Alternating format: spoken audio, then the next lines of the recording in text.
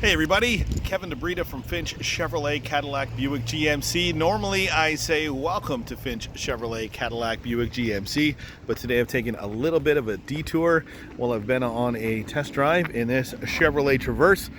And this is the Chevrolet Traverse RS.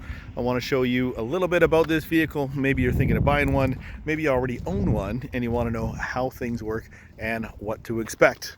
The RS has the nice anodized grille inserts right here and those nice black bow ties. Moving around to the wheels, we've got those nice big 20-inch wheels. Mirrors are color coded and have the integrated turn signal. As we look at the doors, we've got our keyless access, so you're going to use that to lock and unlock the vehicle. As long as you've got a key nearby within 1 meter, it'll allow you to lock and unlock the vehicle. While we're talking about the keys, I'm just going to spend a little bit of time on the remote.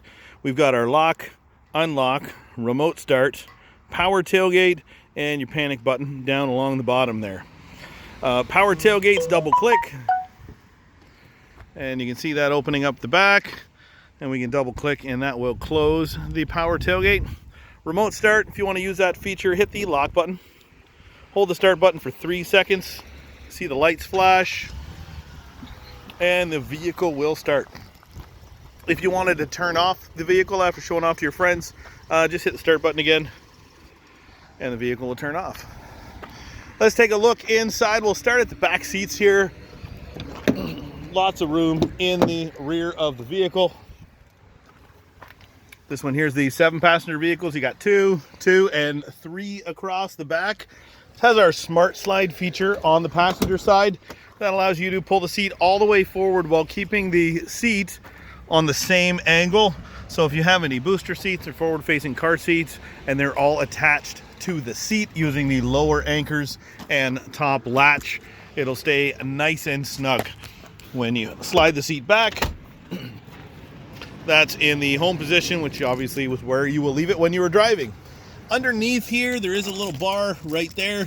It's on both sides. That's going to allow you to move this middle seat forwards and backwards so that you can have the leg room that you need in this row or the row behind you, or the cargo room if you've only got people in 2 rows of seats.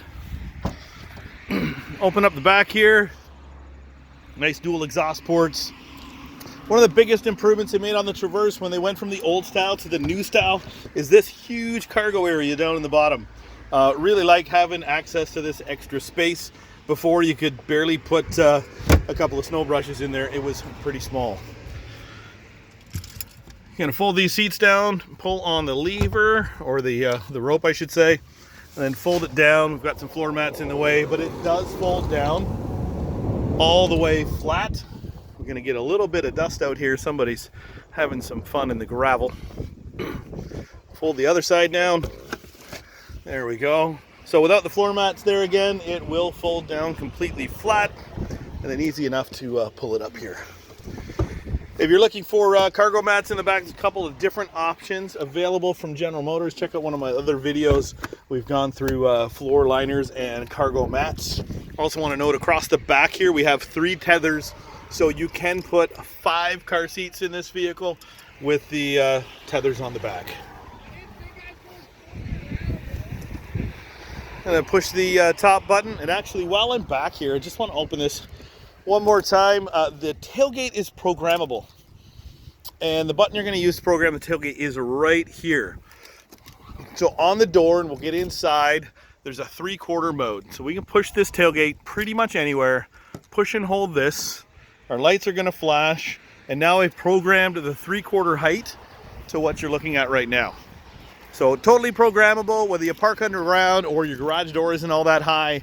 If you're worried about hitting your garage door, you can program that to the 3/4 mode. Let's get this all the way down. I'm gonna take a little bit of time at the back here. So we've got 2 cameras. One's our regular backup camera, and the other one is used in our live streaming rear view camera. That is so cool. If you haven't seen it yet, I'm gonna show you on the inside. I love using the live streaming rear view camera. Gas tank, just regular gas in this vehicle, and of course capless fill, as you're gonna see on most of the vehicles. Quick peek inside on the other side of the back. And use this opportunity to go through your climate control systems, which are right here. There is an override for up front. We've also got, I believe it's a 120 AC, so you can charge your laptop and other accessories inside the vehicle, and a couple of charge-only USB ports. So we've got 2 charge-only ports right here. And in the third row, you can see it right in the center of the screen there, you've got another one. And of course, that is on both sides. Plus, we've got more USB ports up front. While we're at the back, we can see that skylight. So we've got sunroofs in the front, skylight in the back, and we've got pull shades to keep everybody nice and cool. And inside at the top, these are your vents. You can spin them around and direct the air. Everybody in the back has a vent on the exterior side. The only one stuck in the middle of the back is not going to have a vent. So hopefully you make some friends if you're in the middle in the third row seat. Before I get inside, I'm just going to touch base on the mirrors. We've got blind spot monitors right here. This is actually called lane change alert. That is going to illuminate when somebody is in your blind spot or rapidly approaching your blind spot. Super, super fantastic feature. Going down the door, we've got locks, power mirrors, window lockout for your rear passengers, and of course your power windows. Down on the bottom here is that 3/4 power tailgate. So max is always going to open up all the way. 3/4 is not really 3/4, it's the programmed setting, and then you could turn it off. If you ended up having a bike rack on the back, for example, you wouldn't want to hit that button by accident and damage your bikes or your vehicle. So I'm going to put that all the way to max. Just realized I forgot one thing in the back right here. Child door locks.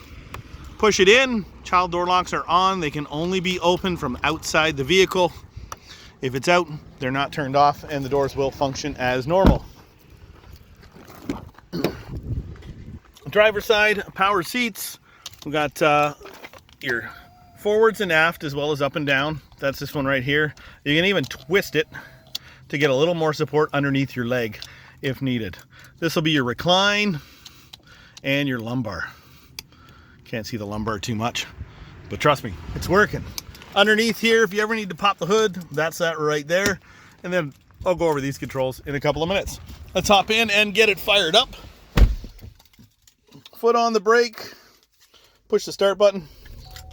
Car's gonna start up. I got a key in the car, of course. Let's get that music down and slide back a bit. It's got a little bit of glare here. Hopefully the sun doesn't get in our way too much. So we talked about controls on the door, and I did mention I would talk about these. This button here is going to control your dash lights. So both your dash lights here and your radio. At nighttime, you can turn the intensity up and down. Lights are fully automatic. As it says right there, you can turn them on so that they're on all the time. You can also turn it to the off position if you were, for example, at a drive-through or you had the vehicle running at night and you wanted to make sure that your lights were off. Just click it over and the lights will stay off until you put the vehicle in drive. And lastly, over here we've got our fog lights. You can turn those on and off. They will turn off automatically if you turn them on. On the steering wheel, a few different things here. Heated steering wheel, super nice in the wintertime. I'm from Canada and it gets real cold up here. Love my heated steering wheel when I have one. Forward collision alert. I'm going to push that button a couple of times. So this is going to notify us if we get too close to the car that's in front of us. It does that by taking a series of LED lights out of this box here and reflecting them up on the window, and then you'll get beep, beep, beep, beep, beep, beep, beep. And if you hear that, you'll just kind of hit the brakes instinctively because you're getting too close to the car in front of you. Too many false alarms, just hit this button so that you've got a shorter gap or a alert that is a little bit delayed. I'm going to put that back to our full gap. Across here we have our cruise control. This is the cruise on off button. You can see that light flashing down there. That light on means cruise works. And to set it, we'll just push the set button. We've also got resume and cancel. On the other side, we've got our driver information center. That's this area right here. We can use that to scroll through in our information menu. See if we can get a better pick there. There we go. We've got our fuel range, oil life, tire pressures. Now, if your tire pressures are off a little bit, just like this car, no need to panic. They're all green, so that's good. Tire pressures are measured in kilopascals, and I think it's about 12 kilopascals per pound. So those tires are pretty close, even though it looks like they're off by a lot. Air filter, this will let you know when it's time to start looking at your air filter to change it. And then we've got our fuel economy settings. Now this vehicle's only been driven 116 kilometers, and it has been on test drives mostly. So that is not going to be the best fuel economy this car can get, just the best fuel economy this car has gotten so far. Timer, you want to time a trip, time a phone call. You can do that using your driver information center keys. Battery voltage, and then a blank page if you like a nice clean look. Most customers love this page. You can see we've got how fast we're going. That little white box will be the speed limit if it's being projected from the navigation system. Move over to the next page, music. If we had our phone all connected, we'd be able to see what, oh, there we go. Just turn on the radio, we're listening to 92.7. If you had music that was streaming from your phone, you'd be able to see the title of the songs. Next page is our navigation. Currently, we don't have any active routes, so that's going to be pretty boring for now. Let's move over to phone. Same thing with that. Once you have your phone connected, you'll be able to see what your battery life left is, your signal strength, and even if you're in the middle of a phone call. Last page is our settings. So units, this is where we're going to change from miles to kilometers. If you're traveling to the US from Canada, or from Canada to the US. I'm going to put that back in metric so nobody gets any speeding tickets around here. Also, our info page options. Some of these you might find there's too many. You don't need to have access to all of it. And again, I'm using these up and down arrows and the check mark to turn them on and off. Let's say we don't want to use that timer. Turn off the timer. Now it will not show. A couple of ones that were turned off before, which I will activate, is following distance indicator and driver assistance. Can also track your fuel economy trend, your eco index, and your off-road mode. Off-road mode turned off a lot of vehicles off when they come from the factory. Not sure why. Pretty cool feature. I'm going to show you that in just a minute. Oh, this one's nice. Speed warning. In Ontario, if you're driving 50 kilometers over the speed limit, they will impound your car and charge you with racing. So I'm going to turn on the speed warning.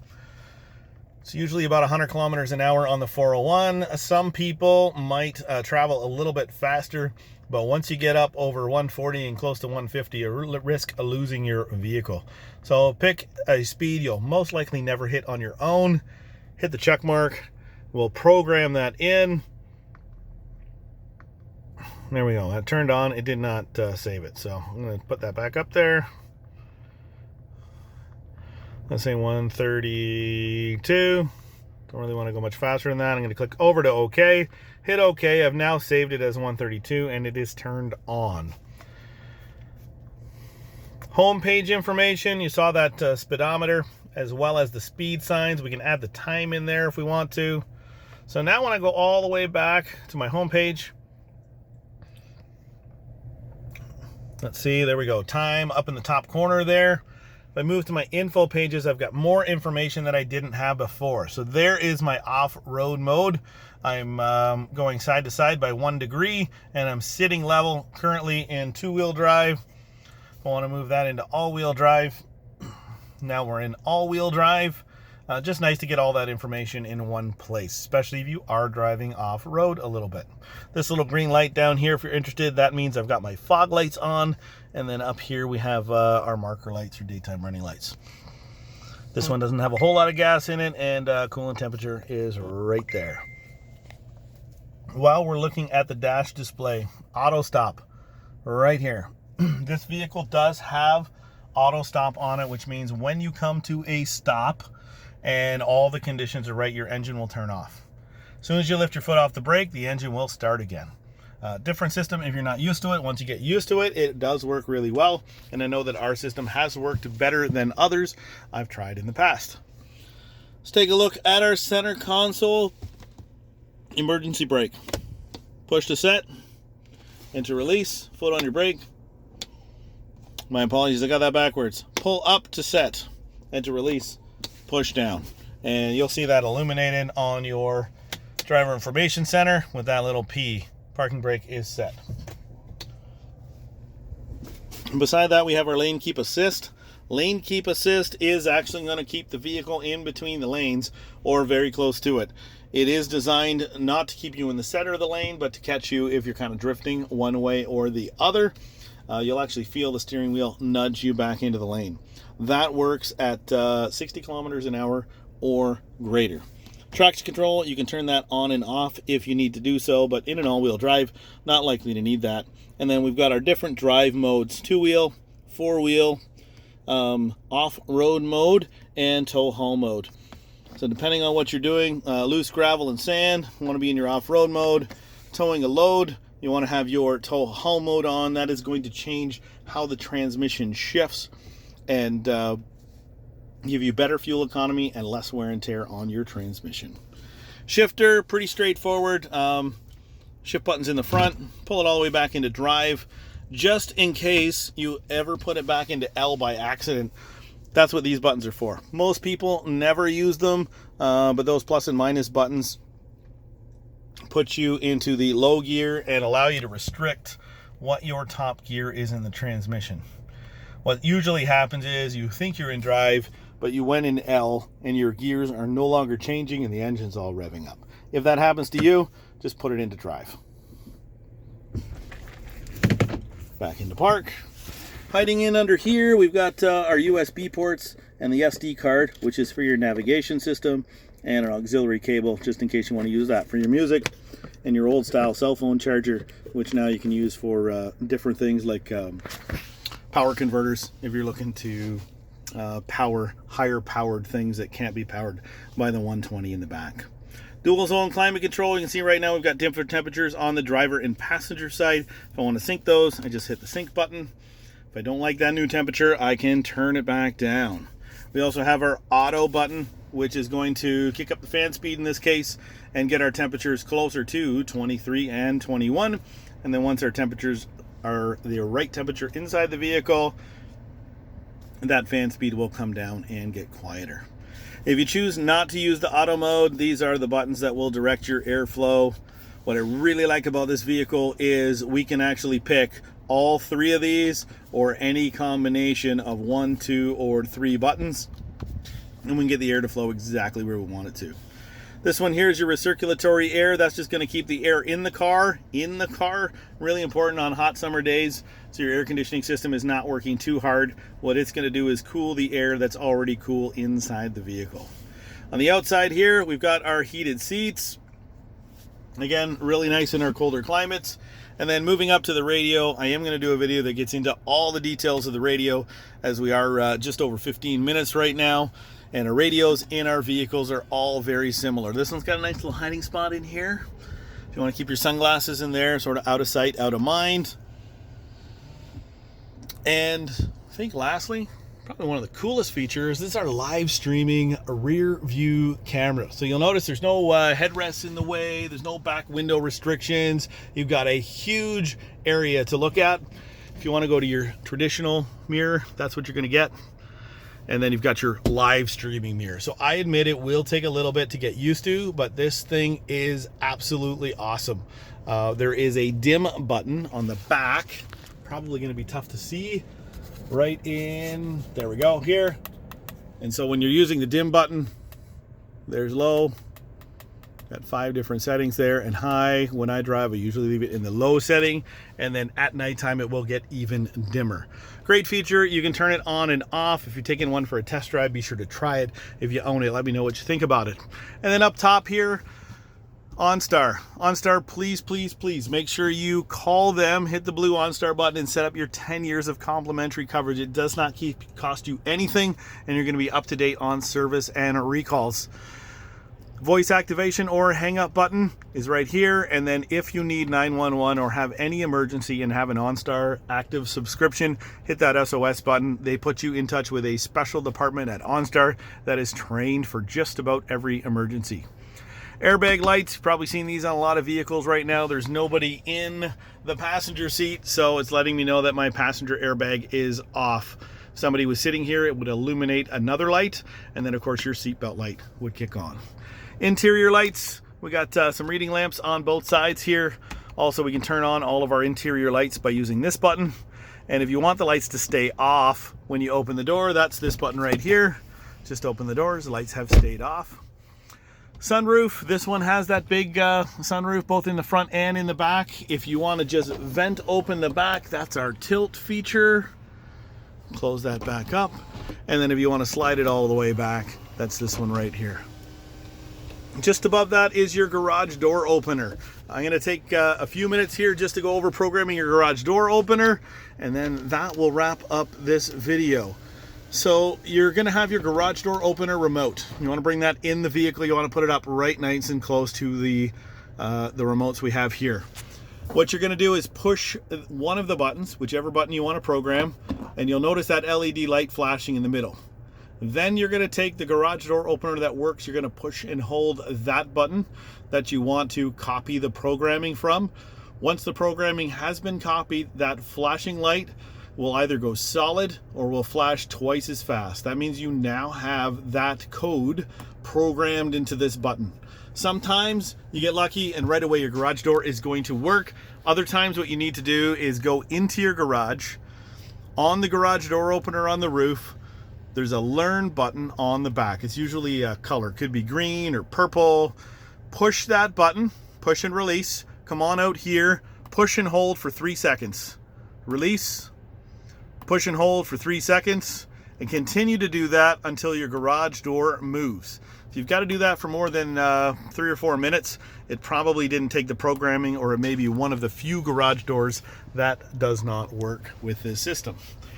Thanks for sticking with me. We've spent just over 20 minutes going through the Traverse RS. We've been inside and outside, and even if you don't drive a Traverse, hopefully I've been able to teach you a few things about your GM vehicle. That little honk, for example, I'm outside the vehicle now, I have the keys and it's still running. So it's just reminding me, hey, you left me running and you took the keys. Are you sure you wanted to do that? Thanks so much, everybody. Have a great day from all of us at Finch Chevrolet Cadillac Buick GMC.